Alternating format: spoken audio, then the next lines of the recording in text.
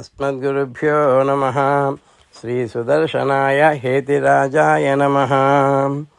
శ్రీ సుదర్శన తిరునక్షత్ర ఉత్సవంలో భాగంగా హోమ కార్యక్రమం పూర్తి చేసుకొని ఇప్పుడు నక్షత్ర వృక్షంలో ఉన్నాము. ఈ 27 నక్షత్రములకు సంబంధించిన ప్రత్యక్ష దేవతా వృక్షాల్లో ఈరోజు చిత్తా నక్షత్రం, బిల్వ వృక్షం.